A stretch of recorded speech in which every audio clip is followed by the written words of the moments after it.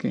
So ಮುಂದೆ ನೀವು ಶರಣರ ಬಗ್ಗೆ ಅಧ್ಯಯನ ಮಾಡಿದ್ರಿ, ಕಾಲೇಜಿನಲ್ಲಿ ನಿಮಗೆ ಅಧ್ಯಾಪಕರಿದ್ರು ಅಂತ ಹೇಳಿದ್ರಿ, ಅದು ಹೆಂಗೆ ಪ್ರಭಾವಿತ ಮಾಡಿತು? ಅದರಲ್ಲಿ ಬಸವಕ್ಕ ಮಹಾದೇವಿ ಅಲ್ಲಮ್ಮವನ್ನು ಉಲ್ಲೇಖ ಮಾಡಿದ್ರಿ.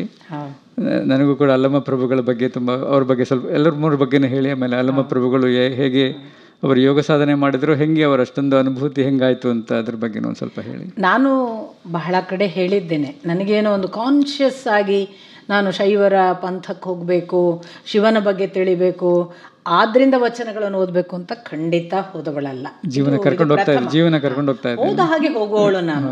ಮತ್ತೆ ಅಧ್ಯಾತ್ಮ ಅಂದರೆ ಹಾಗೆ, ನಮ್ಮನ್ನು ಅವನು ಕರ್ಕೊಂಡು ಹೋಗ್ತಾನೆ, ನಾವು ಹೋಗೋದು, ನಾವು ಡ್ರೈವ್ ಮಾಡೋದೇನೂ ಇರೋದಿಲ್ಲ. ನಾನು ಒಬ್ಬ ಪ್ಯಾಸೆಂಜರ್. ಹಾಗಾಗಿ ಅದು ಕೋಇನ್ಸಿಡೆಂಟಲ್ಲಿ ನನ್ನ ರಜನೀಶ್ ಜಿಡ್ಡುನ ಏನು ಒಂದು ಆ ಪ್ರಾಥಮಿಕ ಹಂತದ ಒಂದು ಏನು ಪ್ರವೇಶಿಕೆ ಇತ್ತು, ಬಹುಶಃ ಅದರ ಕನ್ನಡದ ಹುಡುಕಾಟ ಮಾಡಿದಾಗ ನನಗೆ ಅಲ್ಲಿ ಒಂಥರ ವಿಶೇಷ ಆಸಕ್ತಿ ಉಂಟಾಯ್ತು. ಯಾಕಂದರೆ ನಾನು ಈಗಾಗಲೇ ಹೇಳಿದ ಹಾಗೆ ಅಪ್ಪ ನಮಗೇನೂ ಕಲಿಸ್ಲಿಲ್ಲ ಅಂದಾಗ ಸಂಸ್ಕೃತವೂ ಕಲಿಸಿದ್ದಿಲ್ಲ ನನಗೆ, ಈ ಅಕ್ಷರ ಕೂಡ ಗೊತ್ತಿಲ್ಲ.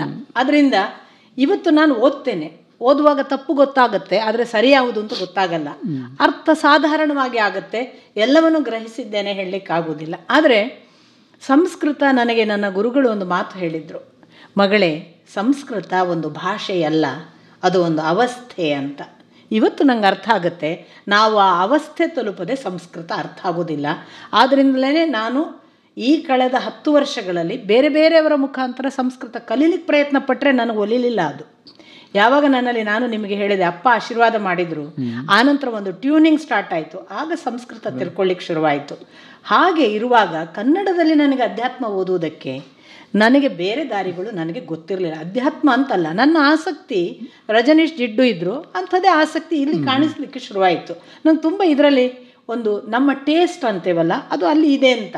ಹಾಗಾಗಿ ನನಗೆ ಅಕ್ಕ, ಬಸವಣ್ಣ, ಅಲ್ಲಮ್ಮ ಇಷ್ಟ ಆಗ್ತಿರ್ಬೋದು, ಅವರನ್ನೇ ಓದಬೇಕು ಅಂತ ನಾನೆಂದೂ ಓದವಳಲ್ಲ. ಆದರೆ ನನ್ನ MA ಮುಗಿದು MPhil ಮಾಡುವಾಗ ನನ್ನ ಗುರುಗಳು ಡಾಕ್ಟರ್ BA ವಿವೇಕ್ ರೈ ಅವರು ಮಾರ್ಗದರ್ಶಕರು ನನಗೆ. ಅವರು ಏನು ಹೇಳಿದರು ಅಂದರೆ, ನಾನು ಆಗ ತುಂಬ ಸ್ಟ್ರಾಂಗ್ ಫೆಮಿನಿಸ್ಟ್.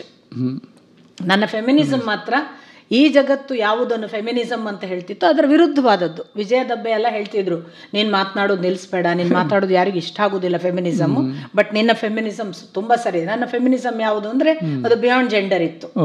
ಅದು ಈ ಫೆಮಿನಿಸಮ್ ಅಂತಂದರೆ ಹೆಣ್ಣು ಮಕ್ಕಳು ಗಂಡಿಗೆ ಈಕ್ವಲ್ ಆಗೋದಲ್ಲ, ಹೆಣ್ಣು ಯುನೀಕ್ ಆದರೆ ಏನು, ಅವಳ ಪಾಸಿಬಿಲಿಟಿ ಎಲ್ಲಿವರೆಗೆ, ಹೀಗೆ ಮಾತಾಡ್ತಿದ್ದೆ ನಾನು.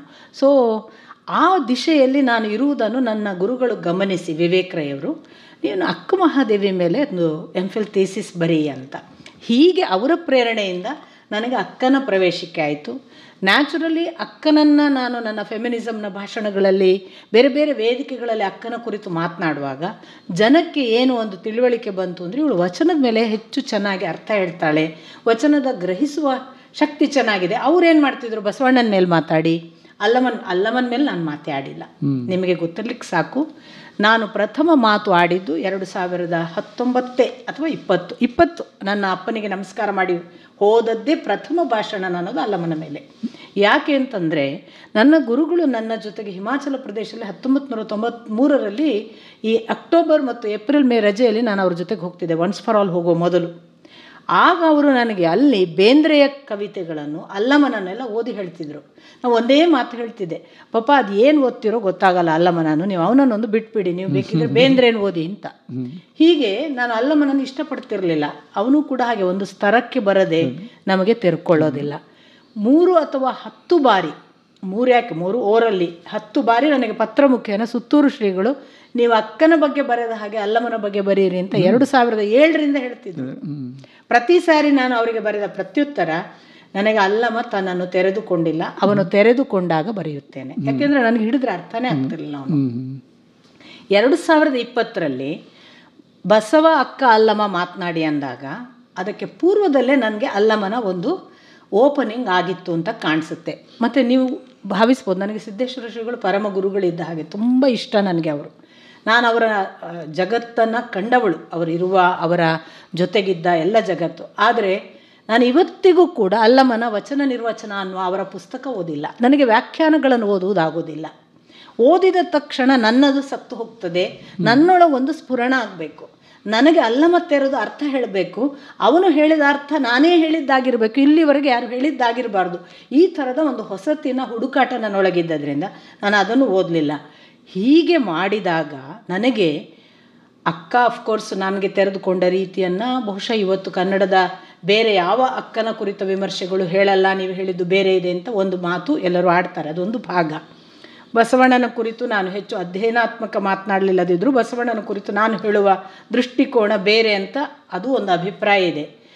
ನನಗೆ ಆಶ್ಚರ್ಯ ಆಗಿದ್ದು, ಅಲ್ಲಮನ ಬಗ್ಗೆ ನಾನು ಮಾತಾಡಿದಾಗ ಸಾಕ್ಷಾತ್ ವೀರಶೈವ ಅಥವಾ ಲಿಂಗಾಯತ ಸ್ವಾಮೀಜಿಯವರೇ ವೇದಿಕೆಯಲ್ಲಿ ಕೂಡಿಸಿ ನಮಗೆ ವೀಣಾ ಹೇಳುವವರೆಗೆ ಅಲ್ಲಮ ಹೀಗೆ ಅಂತ ಅರ್ಥ ಆಗಿರಲಿಲ್ಲ ಅಂತ ಹೇಳುವಾಗ ನನಗೆ ಒಂದು ಧನ್ಯತೆ ಅನ್ನಿಸ್ತಿತ್ತು. ಬೇರೇನೂ ಕಾರಣ ಅಲ್ಲ, ನನ್ನ ಕೊಚ್ಚಿಕೊಳ್ಳುವಿಕೆ ಅಲ್ಲ, ಅಲ್ಲಮ ತೆರ್ಕೊಂಡಲ್ಲ.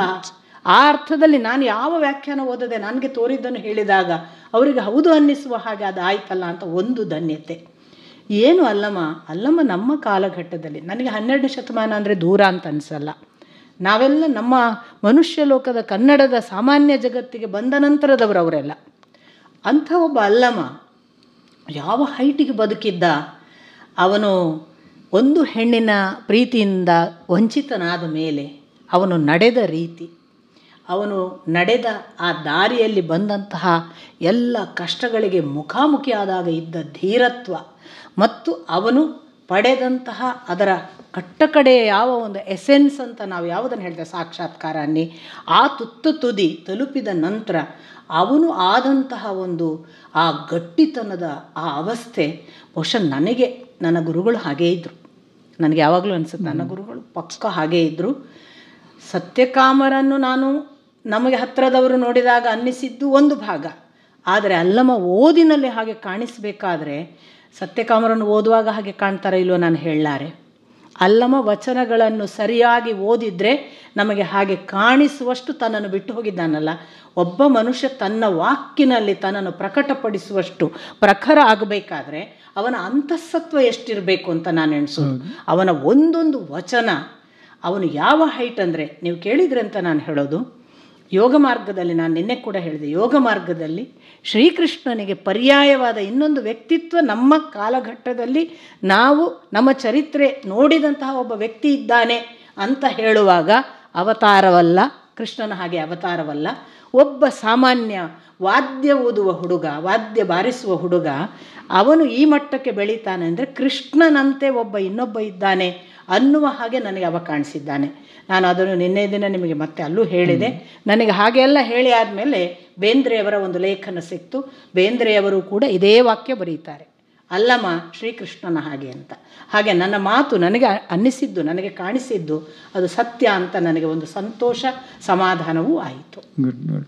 ಅಲ್ಲಮ್ಮ ಯಾವ ಥರ ಸಾಧನೆ ಮಾಡಿದರು, ಆ ಥರ ಉನ್ನತ ಸ್ಥಿತಿಗೆ ತಲುಪಲು ಅವರ ಜೀವನ ಚರಿತ್ರೆ ಗೊತ್ತಿಲ್ಲ ನನಗೆ. ನಮಗೆ ಗೊತ್ತಿರುವ ಹಾಗೆ ಅವನ ವಚನಗಳಲ್ಲಿ ಕಾಣುವ ಕೆಲವು ಮಾದರಿಗಳು, ಸ್ವಲ್ಪ ಚಾಮರಸನ ಪ್ರಭುಲಿಂಗ ಲೀಲೆ ಮತ್ತು ಈ ಶೂನ್ಯ ಸಂಪಾದನೆಕಾರರು ಹೇಳುವಂತಹ ಕೆಲವು ಮಾಹಿತಿಗಳ ಮೇಲೆ ಅವನು ಒಬ್ಬ ತಂತ್ರ ಸಾಧಕ ಇದ್ದ ಅಂತಂತೂ ಗೊತ್ತಾಗುತ್ತೆ. ಅಂದರೆ ಕರ್ನಾಟಕದಿಂದ ತನ್ನ ಯಾತ್ರೆ ಆರಂಭ ಮಾಡಿದವನು ಸಂಪೂರ್ಣ ಆಚೆ ಕಡೆ ಹೋಗಿ ಕಾಶ್ಮೀರದಾಚೆ ಇದ್ದು ಅಲ್ಲಿಯ ಎಲ್ಲ ತಂತ್ರ ಸಾಧನೆಗಳನ್ನೂ ಮಾಡಿ ಆ ತಂತ್ರ ಸಾಧನೆಯನ್ನೂ ಕೂಡ ವಿಸರ್ಜಿಸಿ, ಈಗ ಅದನ್ನು ಒಂದು ನಿಲ್ಲುವುದು ಅಂತ ಉಂಟು, ಕೆಲವು ನಿಲ್ಲದೆ ಅದನ್ನೂ ಬಿಟ್ಟು ಅದರ ನಂತರ ಈಚೆಗೆ ಬಂದು ಪುನಃ ಆ ತಂತ್ರ ಸಾಧನೆಯ ಪರಿಣಾಮಗಳ ಹಾಗೆ ಅನೇಕರನ್ನು, ಸಿದ್ಧರಾಮನನ್ನು ಸಿದ್ಧ ಮಾಡ್ತಾನೆ. ನಿಮಗೆ ಗೊತ್ತು, ಒಬ್ಬ ಕಲ್ಲು ಕಟ್ಟಿಯುವ ಸಿದ್ಧರಾಮ ಯಾವ ಮಟ್ಟಕ್ಕೆ ಕಲ್ಯಾಣಕ್ಕೆ ಬರುವ ಹಾಗೆ ಮಾಡಿದ, ಒಬ್ಬ ಬಸವಣ್ಣನನ್ನು ಯಾವ ಮಟ್ಟಕ್ಕೆ ಎಚ್ಚರಿಸಿದ, ಅಕ್ಕನನ್ನು ಕೂಡ ಹೇಗೆ, ಆಮೇಲೆ ಅಲ್ಲಿ ಒಬ್ಬ ಹೆಣ್ಣು ಮಗಳು ತಾನು ತನ್ನ ಅಣ್ಣನನ್ನು ಕಳ್ಕೊಂಡಾಗ ಅವಳನ್ನು ಹೇಗೆ ಸಿದ್ಧ ಮಾಡಿದ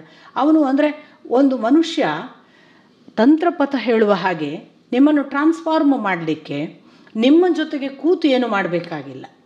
ಅವನು ಮನಸ್ಸು ಮಾಡಿ ನಿಮ್ಮನ್ನು ನೋಡಿದರೆ ಸಾಕು, ಮನಸ್ಸು ಮಾಡಿ ಹೀಗೆ ನಿಮ್ಮನ್ನು ಮುಟ್ಟಿ ಹೋದರೆ ಸಾಕು. ಅದರ ಸಾಕ್ಷಾತ್ ಮಾದರಿಯ ಹಾಗೆ ಸಿದ್ಧರಾಮ, ಬಸವಣ್ಣ, ಅಕ್ಕ ಇವರನ್ನೆಲ್ಲ ಅವನು ಬದಲಾಯಿಸಿದ್ದು ಕಾಣ್ತದೆ. ಹಾಗಾಗಿ ಒಬ್ಬ ತಂತ್ರ ಸಾಧಕನ ಎಲ್ಲ ಲಕ್ಷಣಗಳು ಇದೆ ಅನ್ನೋದನ್ನು DR ನಾಗರಾಜು ಕೂಡ ಹೇಳ್ತಾರೆ ಅಲ್ಲಮ ಮತ್ತು ಶೈವ ಪ್ರತಿಭೆಯಲ್ಲಿ. ಅದು ಪೂರ್ತಿ ತಾಂತ್ರಿಕನೇ ಅಂತ ಹೇಳುವುದಕ್ಕಿಂತ ಭಿನ್ನವಾದ್ದು ಅಂತ ನಂಗೆ ಅನಿಸುತ್ತೆ. ಅದು ತಂತ್ರ ಮಾರ್ಗವನ್ನು ನಡೆದವನಿರಬಹುದು, ತಾಂತ್ರಿಕನೇ ಅಂತ ಹೇಳೋಕ್ಕಾಗಲ್ಲ. ಅದ್ರ ಮೇಲೆ ಸಾಧನೆ ಮಾಡಿದ್ದಾರೆ. ಖಂಡಿತ. ಖಂಡಿತ ಅವನು ಒಂಥರ ತುಂಬ ನಿರ್ವಾಣದ ಕಡೆಯವ. ಸೊ ಅದು ಮುಂದಿನ ಸೆಗ್ಮೆಂಟ್ ಹೋಗ್ಬೋದು, ತಂತ್ರ ಮತ್ತು ಯೋಗ. ಸೊ ನಿಮ್ಮ ಜೀವನನೂ ಅದಕ್ಕೆ ಕರ್ಕೊಂಡು ಹೋಗುತ್ತೆ. ಸೊ ತುಂಬ ಜನಕ್ಕೆ ತಂತ್ರ ಅಂದರೆ ಏನು ಅಂತ ಗೊತ್ತಿಲ್ಲ. ತಂತ್ರ ಮತ್ತು ಯೋಗದ ಬಗ್ಗೆ ವ್ಯತ್ಯಾಸ ಏನು? ಮತ್ತು ಅಭಿನವ ಗುಪ್ತನ್ ಹೇಳಿದ್ರಿ, ಅದರೊಂದು ಪರಂಪರೆ ಇದೆಯಾ? ಅದ್ರ ಬಗ್ಗೆ ಹೇಳಿ. ಆಮೇಲೆ ನಿಮ್ಮ ಸತ್ಯಕಾಮರ ಜೊತೆ ನೀವು ಹೆಂಗೆ ತಂತ್ರ ಯೋಗ ಸಾಧನೆ ಮಾಡಿದ್ರಿ ಅಂತ ಹೇಳಿ. ಸುದೀರ್ಘವಾಗಿ ಹೇಳ್ಬೋದು. ಹೌದು, ಹೇಳಿದ್ದೀರಾ, ಸಂಕ್ಷಿಪ್ತವಾಗಿ ಹೇಳಿ. ಸತ್ಯಕಾಮರ ಜೊತೆಗೆ ಹೋಗುವ ಪೂರ್ವದಲ್ಲಿ ನನಗೆ ಅವರೊಬ್ಬರು ತಂತ್ರ ಸಾಧಕರು ಅಂತ ಗೊತ್ತಿಲ್ಲ. ಒಂದನೇದು. ಹೋದ ನಂತರ ಅವರೆಂದೂ ನನಗೆ ತಂತ್ರದ ಯಾವ ಮಾದರಿಗಳನ್ನು ಹೇಳಿದವರಲ್ಲ, ಉಲ್ಲೇಖ ಮಾಡಿದವರಲ್ಲ, ಪ್ರಾಕ್ಟೀಸ್ ಮಾಡು ಅಂತ ಯಾವುದನ್ನು ಹೇಳಿದವರಲ್ಲ. ಹಾಗಾಗಿ ತಂತ್ರ ಸಾಧನೆ ಸತ್ಯಕಾಮರಲ್ಲಿ ಇತ್ತ ಅಂತ ನಾನೇ ರೆಟ್ರಾಸ್ಪೆಕ್ಟಿವ್ಲಿ ನೋಡಿದರೆ, ಬಹುಶಃ ನಾನು ಅವರ ಬಳಿ ಹೋಗುವಾಗಲೇ ಅವರು ತಂತ್ರ ಸಾಧನೆಯ ಎಲ್ಲ ಸಿದ್ಧಿಗಳನ್ನು ತಾನು ವಿಸರ್ಜಿಸಿದ ಘಟನೆಯನ್ನು ಬರೆದಾಗಿತ್ತು. ಅವರು ಕಪಿಲವಸ್ತುವಿನಲ್ಲಿ ದಾಖಲಿಸಿದ ಹಾಗೆ ಅವರು ಕಪ್ಪತ್ತ ಗುಡ್ಡಕ್ಕೆ ಹೋಗಿ ತಾನು ಪಡೆದ ಅಷ್ಟು ಶಕ್ತಿ ಸಿದ್ಧಿಗಳನ್ನು ವಿಸರ್ಜಿಸುವುದಕ್ಕಾಗಿಯೇ 42 ದಿನ ತಪಸ್ಸು ಮಾಡ್ತಾರೆ. ಆ ಗುಡ್ಡದಲ್ಲಿ ತಪಸ್ಸು ಮಾಡಿ ಆಗಲೂ ಕೂಡ ಶಕ್ತಿಗಳು ಅವರನ್ನು ಬಿಟ್ಟು ಹೋಗದ ಹಾಗೆ ಅವರಿಗೆ ಆಮಿಷಗಳು ಒಡ್ಡಿದಾಗ ಅವರು ಎಚ್ಚರಾಗಿ ಇದು ನನ್ನ ಆಮಿಷ ಮತ್ತೆ ಕರ್ಕೊಳ್ಳುತ್ತೆ ಅಂತ ತನ್ನ ಸ್ಥಿಮಿತ ಕಳ್ಕೊಳ್ಳದೇ ಇದ್ದಾಗ, ಅದು ಹೇಗೆ ಅಂದರೆ ಒಂದು ಯಾವುದೋ ಎನರ್ಜಿ, ಅದು ನೀವು ತಂತ್ರದ ನೆಗೆಟಿವ್ ಎನರ್ಜಿಯನ್ನೇ ಯಾವುದೋ ಒಂದು ಶಕ್ತಿ, ಅವು ಎಲ್ಲವೂ ಇಲ್ಲಿ ಇದ್ದಾವೆ. ಅವುಗಳು ಒಮ್ಮೆ ಅವುಗಳಿಗೆ ಹೋಲ್ಡರ್ ಸಿಕ್ಕರೆ, ಅದರಲ್ಲಿ ಹೋಲ್ಡ್ ಆದರೆ ಅವುಗಳು ಅದನ್ನು ಬಿಟ್ಕೊಡೋದಿಲ್ಲ. ಇದು ನೆಗೆಟಿವ್ ಎನರ್ಜಿ ಅಂತ ನಾವು ಭಾವಿಸುವ ತಂತ್ರ ಸಾಧನೆಯ ಶಕ್ತಿಗಳಿಗೆ ಅನ್ವಯಿಸುವುದಾದರೆ, ಶಕ್ತಿಗಳು ಕೂಡ ಹಾಗೆ ಇಲ್ಲೆಲ್ಲ ಇವೆ. ನಾನು ಅನುಸಂಧಾನ ಮಾಡಿ ಅದನ್ನು ಸಂಪಾದಿಸಿದ ತಕ್ಷಣ ಅವುಗಳು ನನ್ನಲ್ಲಿ ಆವಾಹನೆ ಆಗ್ತವೆ. ಒಮ್ಮೆ ಈ ಬಾಡಿಯನ್ನು ಅವುಗಳು ತಮ್ಮ ಮ್ಯಾನಿಫೆಸ್ಟೇಷನ್ನಿಗೆ ಒಂದು ಟೂಲ್ ಆಗಿ ರೆಡಿ ಮಾಡಿಕೊಂಡ ಮೇಲೆ ಅಥವಾ ಒಪ್ಪಿಕೊಂಡ ಮೇಲೆ ಬಿಟ್ಟು ಕೊಡೋದಕ್ಕೆ ಇಷ್ಟಪಡೋದಿಲ್ಲ. ಆಗ ಎಷ್ಟೋ ಸಾರಿ ಈ ಮನುಷ್ಯ ಸಾಧಕ ತನಗೆ ಗೊತ್ತೇ ಇಲ್ಲದೆ ಸರೆಂಡರ್ ಆಗಬೇಕಾಗತ್ತೆ, ಶಕ್ತಿಯ ಕೈವಶ ಆಗ್ತಾನೆ. ಶಕ್ತಿಯ ಕೈವಶ ಆದರೆ ಮತ್ತೆ ಶಕ್ತಿ ನಡೆಸಿದ ಹಾಗೆ ಅವನು ಅದರ ಒಂದು ವಶ ಅಧೀನ. ಯಾವ ವ್ಯಕ್ತಿ ಈ ಶಕ್ತಿಯೂ ನನಗೆ ಅಲ್ಟಿಮೇಟ್ ಅಲ್ಲ, ಇದರ ಆಚೆಗೆ ಏನೋ ಇದೆ ಅಂತ ಎಚ್ಚರ ಆಗ್ತಾನಲ್ಲ, ಅವನು ದಾಟ್ತಾನೆ. ಅವನು ದಾಟುವಾಗ ಇದನ್ನು ಕಳಚಿಕೊಳ್ಬೇಕಾಗ್ತದೆ. ಆಗ ಈ ಶಕ್ತಿ ಈ ಬಾಡಿಯನ್ನು ಬಿಟ್ಟುಕೊಡೋಕ್ಕೆ ಕೇಳೋದಿಲ್ಲ. ಸತ್ಯಕಾಮರ ಅಂಥದ್ದೊಂದು ದೊಡ್ಡ ಸ್ಟ್ರಗಲನ್ನು ಅನುಭವಿಸ್ತಾರೆ ಕಪ್ಪತ್ತ ಗುಡ್ಡದಲ್ಲಿ. ಅವರು ಹೇಳುವ ಹಾಗೆ ಶಕ್ತಿಗಳು ಕಡೆಗೂ ಇವರು ಬಿಟ್ಟು ಕೊಡಬೇಕು ಅನ್ನುವುದನ್ನೇ ಒತ್ತಡ ಹಾಕಿದಾಗ, ನನ್ನನ್ನು ಬಿಟ್ಟು ಕೊಡು, ನಾನು ಇದರಿಂದ ಹೊರಗೆ ಬರ್ತೇನೆ ಅಂತ ದೇಹವನ್ನು ಒಪ್ಪಿಸಿಕೊಳ್ಳಿಕ್ಕೆ ಸಿದ್ಧರಿಲ್ಲದಿದ್ದಾಗ, ಅವರು ಸಾಯಲಿಕ್ಕೆ ಸಿದ್ಧರಿದ್ದಾರೆ, ಶಕ್ತಿಯನ್ನು ಧಾರಣೆ ಮಾಡಲಿಕ್ಕೆ ಸಿದ್ಧರಿಲ್ಲ ಅಂತ ಅವುಗಳಿಗೆ ಗೊತ್ತಾದಾಗ ಅವುಗಳು ಹೊರಟು ಹೋದವು ಅಂತ. ಕಪ್ಪತ್ತ ಗುಡ್ಡದಲ್ಲಿ ಹಾಗೆ ಅವುಗಳು ಹೊರಟು ಹೋದಾಗ ಅವುಗಳ ಕೋಪಕ್ಕೆ ಸುಮಾರು 40% ಗುಡ್ಡ ಸುಟ್ಟು ಹೋಯಿತು ಅಂತ ಅವರು ದಾಖಲಿಸ್ತಾರೆ, ಶಕ್ತಿಯ ಕೋಪಕ್ಕೆ. ಇದು ಒಂದು ಭಾಗ. ಸತ್ಯಕಾಮರಿಗೆ 42ನೇ ವಯಸ್ಸಿಗೆ 32 ಹಲ್ಲುಗಳಿಲ್ಲ. ನಮಗೆ ಆ ಬಳಿಕ ಗೊತ್ತಾದದ್ದು. ಅವರ ಹತ್ರ ಕೇಳಿದರೆ ಅವರು ಒಂದೇ ಮಾತು ಹೇಳ್ತಿದ್ರು, ಅದು ನನಗೆ ಹಲ್ಲು ಏನೋ ಪ್ರಾಬ್ಲಮ್ ಬಂತು, ಡೆಂಟಿಸ್ಟ್ ಹಲ್ಲು ತೆಗೆದ ಅಂತ. ಅವರು ಸುಳ್ಳು ಹೇಳ್ತಿದ್ರು. ಡೆಂಟಿಸ್ಟ್ ಒಂದೇ ದಿನ ಅಷ್ಟು ಹಲ್ಲು ತೆಗಿತಾನ ಅಂತ ಬೇರೆ ಬೇರೆ ಪ್ರಶ್ನೆ ಕೇಳಿದರೆ ಏನೋ ತೆಗೆದ ಅಂತಾರೆ. ಮತ್ತೆ ರೆಟ್ರಾಸ್ಪೆಕ್ಟಿವ್ಲಿ ಪೂರ್ತಿ ನೋಡಿದಾಗ 42ನೇ ವಯಸ್ಸಿಗೆ ಇದೇ ಕಪ್ಪತ್ತ ಗುಡ್ಡದ ಆ ತಪಸ್ಸು ಮುಗಿಸಿ ಕಲ್ಲಹಳ್ಳಿಗೆ ಬಂದಾಗ ಅವರು ಬಾಯಿ ತುಂಬ ರಕ್ತ, ಮೂರ್ಛಿತ ಅವಸ್ಥೆಗೆ ಕಲ್ಲಹಳ್ಳಿಗೆ ಬಂದು ಬೀಳ್ತಾರೆ. ಇದನ್ನು ದಾಖಲಿಸಿದ್ದು ನಮಗೆ ಅವರ ಜೊತೆಗಿದ್ದ ಅವರ ಹಬ್ಬು ಮಾಮ ಮತ್ತು ಅವ್ವ ಅಂತ ಇಬ್ಬರು ಇದ್ದರು ಅವರ ಜೊತೆಗೆ, ಅವರ ಗೆಳೆಯನ ಹೆಂಡತಿ. ಅವರು ಹೇಳಿದರು, ಅವರು ಅಲ್ಲಿಂದ ಬಂದಾಗ ಅವರ ಬಾಯಲ್ಲಿ ಹಲ್ಲು ಇರಲಿಲ್ಲ, ಎಲ್ಲ ರಕ್ತ ಸೋರ್ಕೊಂಡು ಬಂದು ಮೂರ್ಛೆ ಹೋಗಿದ್ರು ಅಂತ. ನಮ್ಮಲ್ಲಿ ಒಂದು ಮಾತು ಇದೆ ನೋಡಿ, ತಂತ್ರದಲ್ಲಿ ಮಾಸ್ಟರ್ ಆದ ಒಬ್ಬ ತಾಂತ್ರಿಕ ಎದುರಿನ ತಾಂತ್ರಿಕನನ್ನು ಸೋಲಿಸಲಿಕ್ಕೆ ಹಲ್ಲು ತೆಗಿತಿದ್ದ. ಅವರ ಹಲ್ಲು ಹೋಗುವ ಪ್ರಯೋಗವನ್ನೇ ಮಾಡ್ತಿದ್ದೆ. ಯಾಕೆ ಅಂದರೆ ಮಂತ್ರ ಚೆನ್ನಾಗಿ ಉಚ್ಚಾರಣೆ ಆದರೆ ಶಕ್ತಿ, ಮಂತ್ರೋಚ್ಚಾರ ದೋಷಪೂರಿತವಾದರೆ ಶಕ್ತಿಯ ಆ ಏನು ಪ್ರಕಟಣೆ ಇದೆಯಲ್ಲ ಅದು ಸಾಧ್ಯವಿಲ್ಲ. ಈ ಶಕ್ತಿಯನ್ನು ಸೋಲಿಸಲಿಕ್ಕಿರುವ ಒಂದು ಮಾರ್ಗ ಹಲ್ಲು ತೆಗೆಯುವುದು. ಅದಕ್ಕೆ ನಮ್ಮಲ್ಲಿ ಒಂದು ಶಾಲೆಯಲ್ಲಿ ಕೂಡ ನೀನು ಹಲ್ಲು ತೆಗಿತೇನೆ ನೋಡು ಅಂದರೆ ನಾವು ಹೆದರ್ತಿದ್ವಿ. ಶಾಲೆಯ ಮಾಸ್ಟ್ರು ಇದರ ಹಿಂದೆ ಎಲ್ಲ ನಿನಗೆ ಉಚ್ಚಾರ ದೋಷವಾಗಲಿ, ನಿನ್ನ ಪಾಠ ಆಗದೆ ಹೋಗಲಿ, ಈ ಥರ ಶಕ್ತಿಗಳು ಒಂದು ವೇಳೆ ಆ ದೇಹವನ್ನು ನಾನು ನಿನಗೆ ಕೊಟ್ಟದ್ದನ್ನು ಹಿಂತೋಗುತ್ತೇನೆ ಅನ್ನುವ ಒಂದು ಹೊಡೆದಾಟಕ್ಕೆ ಇವರು ನಿತ್ರಲ್ಲ, ಅದು ಶಕ್ತಿಗಳು ಅವರ ಹಲ್ಲು ಕಿತ್ತರು ಅಂತ ನಮಗೆ ಅನ್ನಿಸ್ತದೆ. ಆ ಬಳಿಕ ನಾವು ನಮ್ಮ ರಿಸರ್ಚ್ ಮಾಡಿದಾಗ ಅವರು ಪ್ರಕಟಿಸಲಿಲ್ಲ. ಹೀಗಾಗಿ ಸತ್ಯಕಾಮರು ತಂತ್ರ ಮಾರ್ಗದವರಲ್ಲ. ಆದ್ದರಿಂದ ನನಗೊಂದು ಶ್ರೀಚಕ್ರವನ್ನು ಸಹಿತ ಅವರು ಪರಿಚಯಿಸಲಿಲ್ಲ. ಒಂದು ದಿನ ಲಲಿತಾ ಸಹಸ್ರನಾಮ ಓದು ಅಂತ ಹೇಳಲಿಲ್ಲ. ಅವರು ನಿರಂತರವಾಗಿ ಹೇಳ್ತಿದ್ದದ್ದು ಕೃಷ್ಣ ಭಕ್ತಿ. ಅವರು ತನ್ನ ಜೀವನದಲ್ಲಿ ಅಲ್ಲಿ ಇಲ್ಲಿ ಹೋಗುವಾಗ ಹಾಡ್ತಿದ್ದದ್ದು ಗೋಪಿಗೀತ, ಭಾಗವತ. ನಾನು ತುಂಬ ಸಾರಿ, ಈಗ ನನಗೆ ಗೊತ್ತು ಅದು ಗೋಪಿಗೀತ ಅಂತ, ಅವಾಗ ಗೊತ್ತಿಲ್ಲ. ಅವರು ಕೃಷ್ಣನ ಗೋಪಿಗೀತೆ ಹೇಳ್ತಿದ್ರು. ಆಮೇಲೆ ಅವರು ನನಗೆ ಪದೇ ಪದೇ ಹೇಳ್ತಿದ್ದದ್ದು, ಮಗಳೇ, ಯೋಗ ಮಾರ್ಗದಲ್ಲಿ ದಾಟುವುದಕ್ಕೆ ಹೊರಟವನಿಗೆ ಪತಂಜಲಿ ಮಾತ್ರನಲ್ಲ, ಕೃಷ್ಣ ಕೂಡ ದಾಟಬೇಕಾಗುತ್ತದೆ ಅಂತ. ಹಾಗೆ ಅವರದ್ದು ಟಾರ್ಗೆಟ್ ತುಂಬ ಆಚೆ ಇತ್ತು. ಅವರು ಸಣ್ಣ ಮಟ್ಟದವರಲ್ಲ. ಹೀಗಾಗಿ ನನ್ನನ್ನು ಅವರಂತರ ಆ ವಿಸ್ತಾರಕ್ಕೆ ಕರ್ಕೊಂಡು ಹೋದವರು. ಈ ದೃಷ್ಟಿಯಲ್ಲಿ ತಂತ್ರ ನನಗೆ ಗೊತ್ತೇ ಇಲ್ಲ. ಆದರೆ ಅಭಿನವಗುಪ್ತನನ್ನು ಮತ್ತು ತಂತ್ರದ ಹಿನ್ನೆಲೆಯಲ್ಲಿ ಸತ್ಯಕಾಮರನ್ನು ಓದುವ ಒಂದು PhD ಅನ್ನೋ ಪ್ರಾರಬ್ಧ ಮಾಡಿದೆ ನೋಡಿ.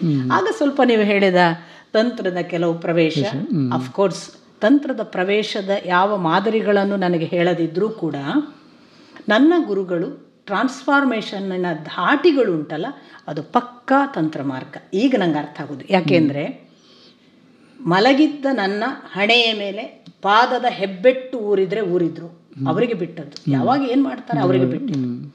ಏಕಾಏಕಿ ನನ್ನನ್ನು ಕುಳ್ಳಿರಿಸಿ ಕಣ್ಣ ಗೋಲಿಯನ್ನು ನಾನು ಹೀಗೆ ಹಿಡ್ಕೊಂಡಿದ್ದಾಗ ತನ್ನ ಕಣ್ಣಗೋಲಿ ನನ್ನ ಕಣ್ಣಗೋಲಿಗಳು ತಾಗಬೇಕು, ಹಾಗೆ ಮುಟ್ಟಿಸುವ ಒಂದು ಪ್ರಕ್ರಿಯೆ, ರಂಧ್ರದಿಂದ ರಂಧ್ರಕ್ಕೆ ದಾಟಿಸುವುದು ಅಂತ ಒಂದು ಪ್ರಕ್ರಿಯೆ. ಗುರು ಪರಂಪರೆಯಲ್ಲಿ ಇದು ಒಂದು ದೀಕ್ಷಾ ವ್ಯವಸ್ಥೆ ಅಥವಾ ಈ ಥರದ ಗುರು ಪ್ರಕ್ರಿಯೆ ಇದೆ, ದಾಟಿಸುವುದು ಅಂತ.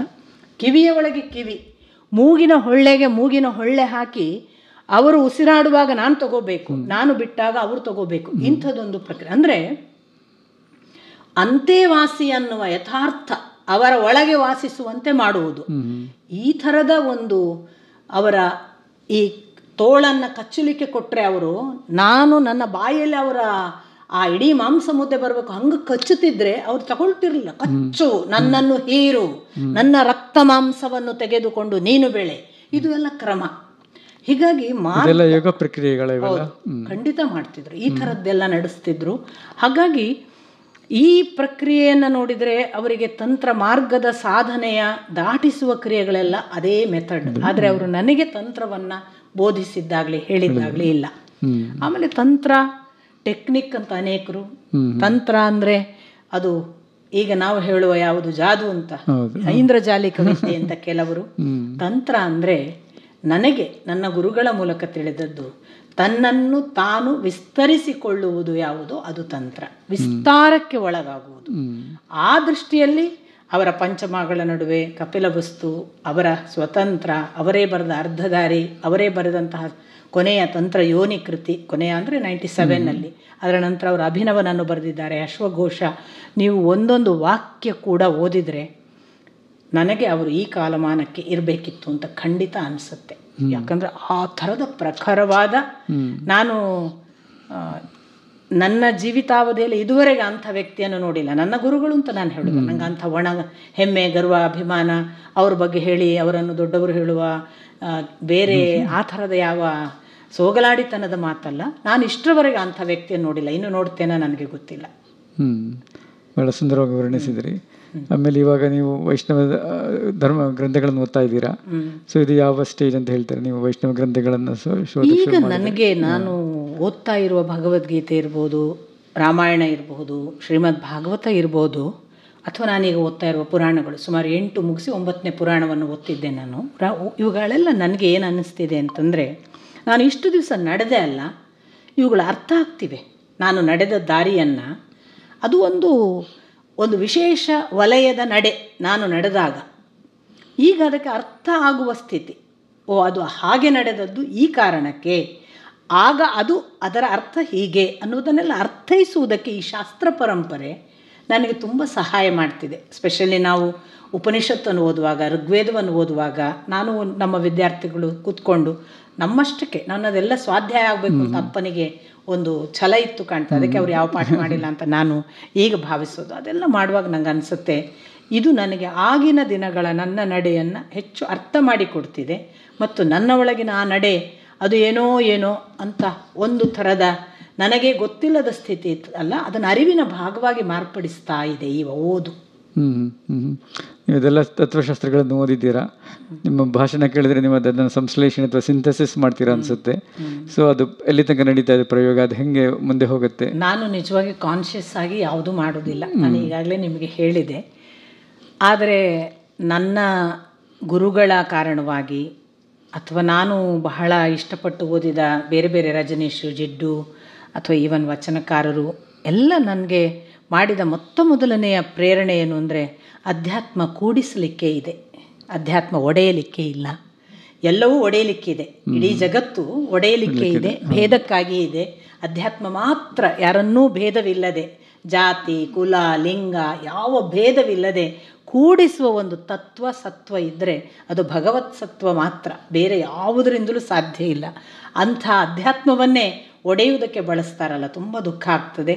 ಸಿದ್ದೇಶ್ವರ ಶ್ರೀಗಳ ಜೊತೆಗೆ ಇದ್ದವಳು ನಾನು ಬೇಕಾದ ಸಂದರ್ಭಗಳಲ್ಲೆಲ್ಲ ಪದೇ ಪದೇ ಒಂದನ್ನೂ ನೋಯಿಸದೆ ಮಾತನಾಡುವ ಅವರ ಕ್ರಮ, ನನ್ನ ಗುರುಗಳು ಇದ್ದಂತಹ ಸತ್ಯಕಾಮರಿದ್ದಂತಹ ರೀತಿ, ಅವರ ಪ್ರೇಮದ ಒಂದು ಧಾರೆ ಅವರು. ಸೊ ಅದೆಲ್ಲ ಬಹುಶಃ ನನಗೆ ತುಂಬ ಪರಿಣಾಮ ಮಾಡಿದೆ. ನನಗೆ ಭೇದ, ನನ್ನದು ಸರಿ ನಿನ್ನದು ತಪ್ಪು, ನೀವು ವಾದ ಮಾಡಲಿಕ್ಕೆ ಶುರು ಮಾಡಿದರೆ ನಾನಿಲ್ಲ, ನನ್ನದು ಜೀವಮಾನವೇ ಬೇಡ, ನನಗೆ ವಾದ ಒಂದು ಆಗಲ್ಲ. ಯಾಕೆಂದರೆ ಅದು ಸಾವು ಅಂತ ಅನಿಸಿಬಿಡುತ್ತೆ ನನಗೆ. ಹಾಗಾಗಿ ಭೇದ ಅಂದುಕೂಡಲೇ ವಾದ ಅಂದ್ಕೂಡಲೇ ಬುದ್ಧಿ ಅಂದರೆ ತರ್ಕದಿಂದ ಯಾವುದೂ ನಡೆಯೋದಿಲ್ಲ. ಅದರಿಂದ ನಾನು ಅದು ಯಾವುದ್ರ ಜೊತೆಗಿಲ್ಲ. ನನಗೆ ಪದೇ ಪದೇ ಎಲ್ಲ ಓದುವಾಗಲೂ ಅನಿಸೋದು, ಭಗವಂತ ಎಷ್ಟು ಎಲ್ಲರನ್ನು ಪ್ರೀತಿಸ್ತಾನೆ, ಎಲ್ಲರನ್ನು ಕರ್ಕೋತಾನೆ, ಎಲ್ಲರ ಜೊತೆಗಿದ್ದಾನೆ. ಅಲ್ಲಿ ಅವನ ಒಟ್ಟಿಗೆ ಇರಬೇಕು ಅನ್ನುವ ಸುಖವನ್ನು ಬಿಟ್ಟು ಮತ್ತೆ ಇಲ್ಲಿ ಅದನ್ನೇ ಅವನಿಗೆ ಅಪ್ಲೈ ಮಾಡೋದಕ್ಕಿಂತ ಕೂಡಿರುವುದನ್ನು ಆದಷ್ಟು ಅಧ್ಯಾತ್ಮ ನಡಿಬೇಕು. ಅದು ನನ್ನ ಮಾತಿನಲ್ಲಿ ಬರ್ತಿರಬಹುದು. ನಿಮಗೆ ಬಂದವರಿಗೆ ಯಾವ ಥರ ಸಾಧನೆ ಮಾಡಬೇಕು ಅಂತ ಹೇಳಿದರೆ ನೀವು ಏನು ಮಾಡಬೇಕು ಅಂತ ಹೇಳ್ತೀರಾ ಅವ್ರಿಗೆ? ನಾನು ಮೊದಲನೇದು ಹೇಳೋದು, ನೀವು ರಾಂಗ್ ಅಡ್ರೆಸ್ಸಿಗೆ ಬಂದಿದ್ದೀರಿ, ನನ್ನ ಹತ್ರ ಬರಬಾರ್ದಿತ್ತು ನೀವು ಅಂತ. ಇನ್ನೂ ಬಿಡದೆ ಬಂದರೆ ಅವರಿಗೆ ಹೇಳೋದು ನಾನು, ದಯವಿಟ್ಟು ಇಲ್ಲಿ ಈ ದಾರಿ ನಡೆಯುವುದಕ್ಕೆ ಗುರುಗಳಿಲ್ಲ, ನಿಮ್ಮ ದಾರಿ ನೀವೇ ನಡೆಯಬೇಕು. ಈ ಮಾತನ್ನು ನಾನು ಹೇಳುವಾಗ ನನಗೆ ಗುರುಗಳಿರಲಿಲ್ವಾ ಅಂತ ಕೇಳ್ತಾರೆ. ನನ್ನ ಗುರುಗಳನ್ನು ನಾನು ಹುಡುಕಿಕೊಂಡು ಹೋದಲ್ಲ, ಗುರು ಬಂದರು, ನನ್ನನ್ನು ಕರ್ಕೊಂಡು ಹೋದರು, ಅದು ಅವರ ಆಯ್ಕೆ. ಹಾಗೆ ಆದರೆ ಹೋಗಿ, ನೀವು ದಯವಿಟ್ಟು ಗುರುವನ್ನು ಹುಡುಕಿಕೊಂಡು ಹೋಗಬೇಡಿ. ಸ್ವತಃ ಕೃಷ್ಣನೇ ಉದ್ಧವ ಗೀತೆಯನ್ನು ಪ್ರಕೃತಿ ಪಾಠ ಆರಂಭ ಮಾಡುವ ಮೊದಲು ಹೇಳುವ ಮಾತೆ, ನೀನು ಗುರುವಾಗು, ನನಗೆ ಹೇಳು, ಬೋಧಿಸು ಅಂತ ಉದ್ಧವ ಪದೇ ಪದೇ ಕೇಳಿದಾಗ, ನೀನು ಈ ಪಥಕ್ಕೆ ಗುರುವನ್ನು ಕಾಯಬಾರದು, ಗುರು ಎಂಬುವವನಿಲ್ಲ, ಅವನೇನಿದ್ದರೂ ಅಂತರಂಗದಲ್ಲಿದ್ದಾನೆ, ಅವನ ಜೊತೆಗೆ ನಡೆ ಅನ್ನುವ ಮಾತೇ ಇರುವುದು ಶ್ರೀಮದ್ ಭಾಗವತದಲ್ಲಿ. ಎಂಡ್ ಆಫ್ ಪ್ರಕೃತಿ ಗೀತೆ. ಅವಧೂತನ ಮಾತು ಏನು ಅಂದರೆ, ಒಬ್ಬನೇ ಗುರು ಅಂದವನು ನಡೆಯುವುದಿಲ್ಲ, ಜಗದ ಹಲವನ್ನು ಗುರುವನ್ನಾಗಿ ಮಾಡಿಕೊಂಡವ ಬೆಳೆಯುತ್ತಾನೆ. ಪ್ರಕೃತಿ ಅಷ್ಟನ್ನು 24 ತತ್ವ ನನಗೆ ಏನು ಪಾಠ ಮಾಡಿತು ಅಂತ ಅವಧೂತ ಹೇಳ್ತಾನೆ. ಹಾಗಿರುವಾಗ ನಾನು ಯಾರಿಗೂ ಏನನ್ನು ಹೇಳೋದಿಲ್ಲ. ಎಷ್ಟೋ ಸಾರಿ ಧ್ಯಾನ ಹೇಗೆ ಮಾಡಬೇಕು, ನಾವು ದೇವರ ದಾರಿಗೆ ಹೇಗೆ ಬರಬೇಕು, ಇಂಥ ಎಲ್ಲ ಪ್ರಶ್ನೆ ಕೇಳ್ತಾರೆ. ಬಹಳ ತೇಲಿಸಿ ನಗಾಡಿಸಿ ಕಳಿಸ್ತೀನಿ. ಖುಷಿಯಾಗಿರಿ, ಅದಕ್ಕಿಂತ ದೊಡ್ಡ ಅಧ್ಯಾತ್ಮ ಇಲ್ಲ. ಕೃಷ್ಣಮೂರ್ತಿ ಥರ JK ಅವ್ರ ಥರ ನನಗೆ ಅದರಲ್ಲೆಲ್ಲ ನಂಬಿಕೆನೇ ಇಲ್ಲಪ್ಪ. ಓಕೆ. ಆಮೇಲೆ ವರ್ಣಾಶ್ರಮ ಧರ್ಮದ ಬಗ್ಗೆ ಏನು ಹೇಳ್ತೀರಾ? ಅದು ಜಾತಿ ಮತ್ತು ವರ್ಣ, ನಿಮ್ಮ ತಂದೆಯವರು ಅದ್ರ ಬಗ್ಗೆ ಮಾತಾಡಿದ್ದಾರೆ, ನಿಮ್ಮ ಅಭಿಪ್ರಾಯ? ಬೇಸಿಕಲಿ ಅದು ಪಕ್ಕಾ ಒಂದು ಸೈಂಟಿಫಿಕ್ ಅನಾಲಿಸಿಸ್ ಆಫ್ ಫಿಸಿಯಾಲಜಿ ನನ್ನ ಪ್ರಕಾರ ಶ್ರೀಕೃಷ್ಣ ಬಹಳ ಚೆನ್ನಾಗಿ ಮಾಡಿದ್ದಾನೆ. ಯಾಕೆಂದರೆ ಈಗ ನಮ್ಮ ಮನೆಯಲ್ಲಿಯೇ ನನ್ನಷ್ಟು ಕ್ಷಾತ್ರ ಇನ್ಯಾರಲ್ಲೂ ಇಲ್ಲ. ಹಾಗಾಗಿ ನಾನು ಮಹಾಕ್ಷತ್ರಿಯಳು. ಅಟ್ ದಿ ಸೇಮ್ ಟೈಮ್ ಆ ಕ್ಷಾತ್ರದ ಒಳಗೆ ಬ್ರಹ್ಮ ಜಿಜ್ಞಾಸೆಯ ತೀವ್ರತೆಯೂ ಇರುವುದರಿಂದ ನನ್ನಲ್ಲಿ ಬ್ರಾಹ್ಮಣತ್ವವೂ ಇದೆ. ನನಗೆ ಸೇವೆ ಮಾಡುವುದು, ದೊಡ್ಡವರ ಜೊತೆಗೆ ಅವರ ಸೇವೆ ಮಾಡುವುದರ ಸಂತೋಷ, ಅಥವಾ ಚಿಕ್ಕವರು ಮಕ್ಕಳ ಜೊತೆಗೆ ಅವರ ಸೇವೆ ಮಾಡುವುದು, ಮನೆಯಲ್ಲಿ ಯಾವುದೇ ತಾಯಿಗೆ ಸಹಕಾರ ಮಾಡೋದು, ಅಥವಾ ನನಗೆ ಹೊರಗಿನ ಜಗತ್ತಿನಲ್ಲಿ ಕಷ್ಟದಲ್ಲಿದ್ದವರಿಗೆ ಸಹಾಯ ಮಾಡುವುದು, ಸೇವೆ ಮಾಡುವುದು ನನ್ನ ಜೀವದ ಗುಣ. ಹಾಗಾಗಿ ನಾನು ಶೂದ್ರಳು ಹೌದು. ಎಲ್ಲಕ್ಕಿಂತ ಮಿಗಿಲಾಗಿ ಜೀವನದ ವ್ಯವಸ್ಥಿತ ಲೆಕ್ಕಾಚಾರಕ್ಕೆ ಬಂದಾಗ ಸ್ವಲ್ಪ ಮಟ್ಟಿಗೆ ಲೆಕ್ಕಾಚಾರ ನಾವು ಮಾಡ್ತೇವಾದ್ರಿಂದ ನಾನು ವೈಶ್ಯಳು ಹೌದು. ಈ ಜಗತ್ತಿನ ಪ್ರತಿಯೊಬ್ಬನೂ 4 ವರ್ಣಗಳನ್ನು ಉಳ್ಳವನೇ. ಸ್ವಲ್ಪ ಒಂದಿಷ್ಟು ಯಾವುದು ಡಾಮಿನೇಟಿಂಗ್ ಅದರ ಮೇಲೆ ಅವನು ಹೀಗೆ ಅಂತ ಹೇಳಬಹುದೇ ಹೊರತು ಇಂಥವರಿಗೆ ಹುಟ್ಟಿದ್ದಕ್ಕೆ ಇಂಥವರು ಅಂತ. ನಮ್ಮ ಮನೆಯಲ್ಲೇ ನಾವು 6 ಜನ ನನಗೆ ಗೊತ್ತಾಗುತ್ತೆ. ಒಬ್ಬರು ಮಹಾಲೋಭಿಗಳು, ಒಬ್ಬರು ಮಹಾಕ್ಷತ್ರಿಯರು, ಒಬ್ಬರು ಮಹಾಶೂದ್ರರು ಅಂತ ತೋರಿಸುವಷ್ಟು ಡಾಮಿನೇಟಿಂಗ್ ಕ್ವಾಲಿಟೀಸ್ ಇದೆ. ಹಾಗಾಗಿ ಅದು ತುಂಬ ಪಕ್ಕಾ ಎಕ್ಯುರೇಟ್ ಆಗಿ ನಮ್ಮ ಮನುಷ್ಯನ ಆ ಇರುವಿಕೆಯ ಆ ಸ್ವಭಾವವನ್ನು ಹೇಳುವುದು ಅನ್ನೋದರಲ್ಲಿ ಏನೂ ಡೌಟ್ ಇಲ್ಲ. ಆದರೆ ಒಂದು ಮಾತು ಹೇಳ್ತಾನಲ್ಲ, ಹುಟ್ಟುತ್ತಾ ಎಲ್ಲರೂ ಶೂದ್ರರು ಅಂತ, ಅದನ್ನು ಹೇಳಿದರೆ ಸ್ವಲ್ಪ ನಮಗೆ ಪುನಃ ಕಡಿಮೆ ಅಂತ ಭಾವಿಸಬಹುದು ಆ ಭಾಷೆ ಬಳಸಿದರೆ. ನಾನು ಯಾವಾಗಲೂ ಎಣಿಸೋದು, ನಾವೆಲ್ಲ ಹುಟ್ಟುತ್ತಾ ಹಾಲನ್ನು ತಾನು ದೊಡ್ಡದು ಅಂತ ಹಾಲು ಭಾವಿಸಿದರೆ, ಅದು ತನ್ನನ್ನು ಅರ್ಪಿಸಿಕೊಳ್ಳದೇ ಇದ್ದರೆ ಬೆಂಕಿಗೆ ಕುದಿಯುವುದಕ್ಕೆ ಒಪ್ಪಿಸಿಕೊಳ್ಳದಿದ್ದರೆ ಅದು ಹಾಲಾಗಿಯೇ ಸಾಯ್ತಿತ್ತು.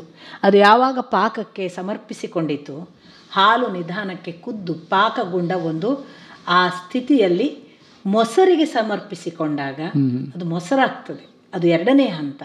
ಈ ಮೊಸರು ನಾನೇ ದೊಡ್ಡವ ಅಂತ ಕೂತ್ಕೊಳ್ಳದೆ ತನ್ನನ್ನು ಮಥನಕ್ಕೆ ಒಪ್ಪಿಸಿಕೊಂಡು ಬೆಣ್ಣೆ ಆಗ್ತದೆ.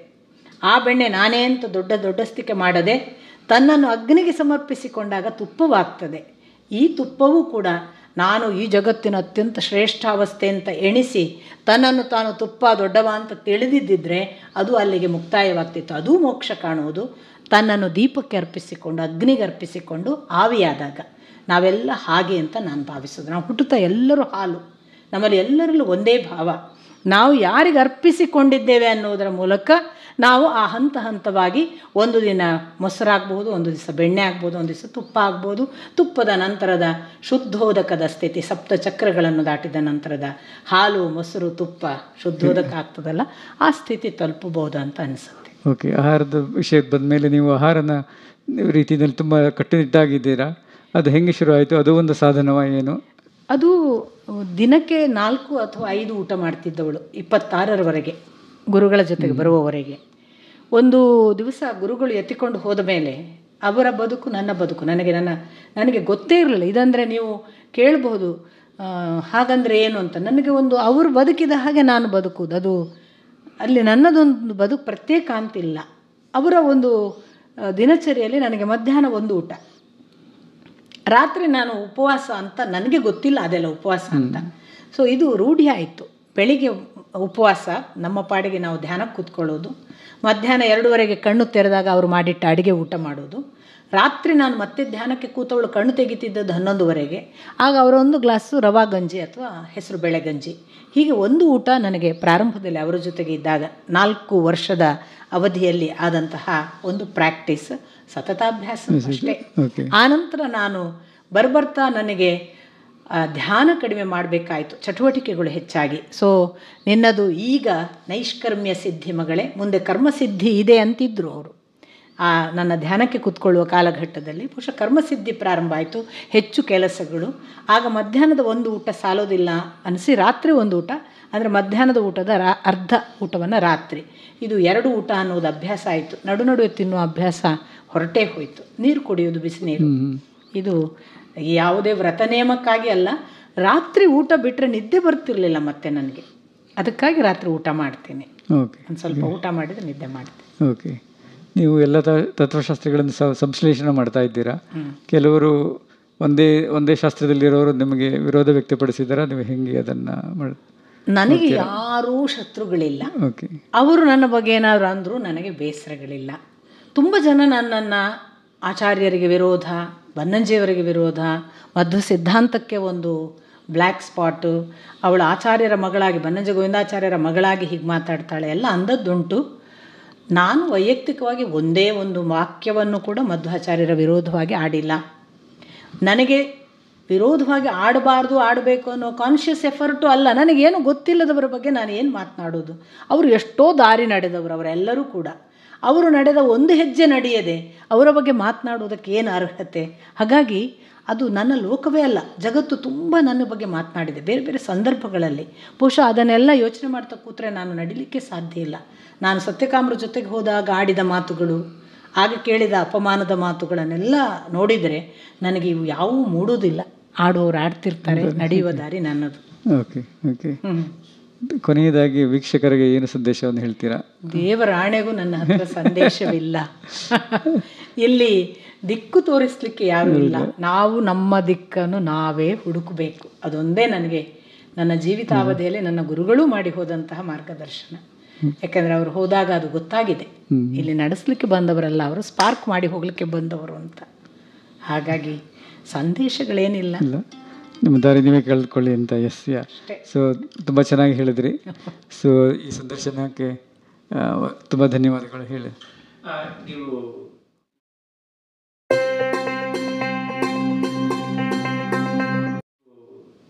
ಕಾಮೆಂಟ್, ನೀವು ಗುರುಗಳು ಬಂದು ಕರ್ಕೊಂಡು ಹೋದ್ರು ನಿಮ್ಮನ್ನ ಅಂತ, ಅದು ಏನು ಎಪಿಸೋಡ್? ಯಾಕಂದ್ರೆ that kind of things very rare thing. So what is that? ಅವ್ರು ನಿಮ್ಮ ಗುರು ಜೊತೆ ಯಾರವರು ಇಂಟ್ರೊಡ್ಯೂಸ್ ಮಾಡಿ ಹೇಳಿ 2 ಮಾತು ಹೇಳಿಬಿಟ್ಟು ಅವ್ರು ಹೇಗೆ ನಿಮ್ಮನ್ನ ಗುರುತಾಯಿತು ನಿಮ್ಮ?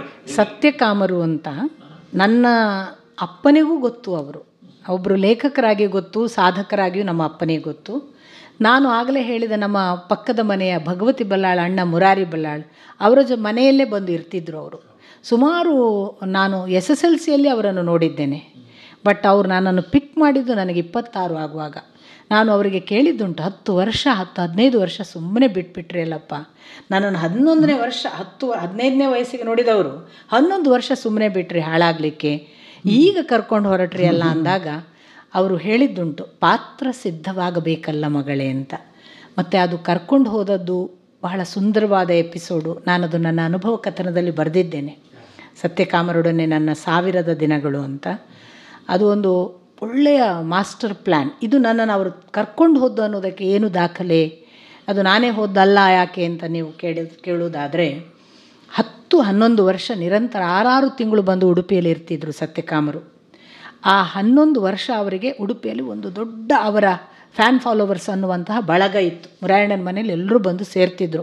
ಪ್ರತಿಯೊಬ್ಬರಿಗೂ ಸತ್ಯಕಾಮರು ಆಪ್ತರಿದ್ದರು.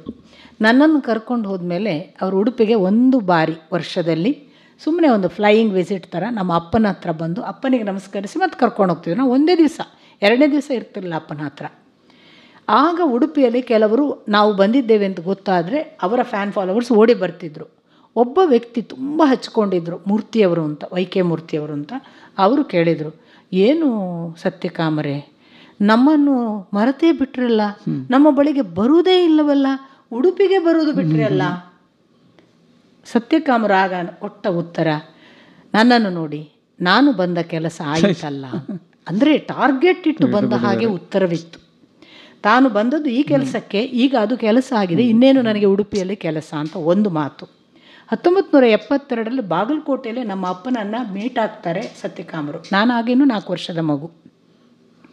ಆಗ ಬಾಗಲಕೋಟೆಯಲ್ಲಿ ಭೇಟಿಯಾದಾಗ ಇದ್ದಂಥವರು ನನಗೆ ಹೇಳಿದ್ದು. ಅವರು ಮಾತನಾಡಿಕೊಂಡ್ರಂತೆ ಪರಸ್ಪರ. ಆ ಬಳಿಕ ಸತ್ಯಕಾಮರು ತಾನು ಹೊರಟರು. ಅವರು ಜಮಖಂಡಿಯವರು, ಬಾಗಲಕೋಟೆ ಇವರ ನೋಡ್ಲಿಕ್ಕೆ ಬಂದಿದ್ದಾರೆ. ನಾನಿನ್ನು ಹೊರಡ್ತೇನೆ ಆಚಾರ್ಯರೇ ಅಂತ. ಆಗ ಅವರು ಹೊರಡುವಾಗ ನಮ್ಮ ಅಪ್ಪ ಕೇಳಿದ್ರಂತೆ, ಏನು ಸತ್ಯಕಾಮರೇ ಹೊರಟು ಬಿಟ್ರಿ, ಮತ್ತೆ ಯಾವಾಗ ಬರ್ತೀರಿ, ಯಾವಾಗ ಸಿಗ್ತೀರಿ? ನನಗೆ ನಿಮ್ಮ ಬಳಿ ಕೆಲಸವಿದೆ, ಬರ್ತಿದ್ದೇನೆ. 1972ರಲ್ಲಿ ಹಾಗೆ ಹೇಳಿದವರು. ಬಂದದ್ದು ನನ್ನ ಹತ್ರ 1990 ಆ ಅವಧಿಯಲ್ಲಿ, ಆ ದಶಕದಲ್ಲಿ. ಅಂದರೆ 94-93 ನನಗೆ ಫಸ್ಟ್ ಇಂಟರ್ಯಾಕ್ಷನ್, ಅಲ್ಲಿಂದ 94 ಪಿಕಪ್ ಮಾಡಿದ್ದು. ಇದೆಲ್ಲ ನೋಡಿದಾಗ ಅದು ಅವರ ಮಾಸ್ಟರ್ ಪ್ಲ್ಯಾನಿನ ಹಾಗೆ ಕಾಣ್ತದೆ. ಗುರು ಶಿಷ್ಯನ ಕಾಯ್ತಾ ಇರ್ತಾರೆ. ಹೌದು, ಹಾಗೆ ಕಾಣ್ತದೆ. ಹೌದು. ಮತ್ತೊಮ್ಮೆ ಬಹಳ ಧನ್ಯವಾದಗಳು, ತುಂಬ ಚೆನ್ನಾಗಿತ್ತು. ಸ್ವಲ್ಪ ದೀರ್ಘ ಮಣ್ಣು ಸ್ವಲ್ಪ ಮಾಡ್ಬೋದು. ಧನ್ಯವಾದ ಹೇಳಬೇಕು ನಿಮಗೆ. ತುಂಬ ಚೆನ್ನಾಗಿತ್ತು. ಧನ್ಯವಾದಗಳು. ಧನ್ಯವಾದ.